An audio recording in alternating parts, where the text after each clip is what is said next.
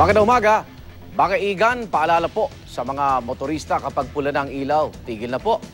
At huwag na subukang lumusot. Sa Quezon City, sugatan ang mag-amang sakay ng motorsiklo dahil umano hinabol pa nila ang stoplight. Darito ang report ni Jay Sabale. Pumailalim ang isang motorsiklo sa isang trailer truck sa Philcoa Commonwealth Avenue sa Quezon City mag-aalas 11 kagabi.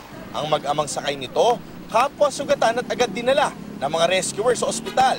Maswerte namang walang matinding pinsalang tinamo ang mag-ama at kapwa ligtas na. Sa investigasyon, lumalabas na hinabol ng rider ang stoplight para makatuwid ng kalsada.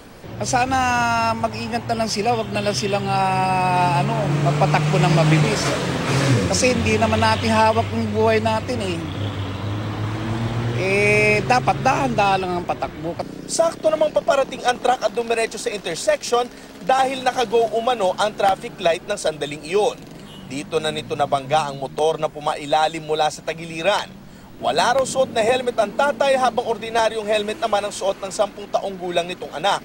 Ayon sa driver ng truck, nagulat na lamang siya nang sumulpot ang motorsiklo dahil nakago na sila ng sandaling iyon. Hindi ko po napansin yung motor na bigla sumingit sa akin. At saka hindi ko rin siya napansin dahil masilaw yung ilaw ng mga truck na dumadaan sa kabila. Yun lang po, malampag po. Hindi ko pinansin yung unang kalampag.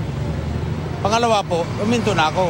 Inimbestigahan pa ng otoridad kung sino ang may pananagutan sa aksidente. Ito ang unang balita sa Quezon City. Jay Sabale reporting.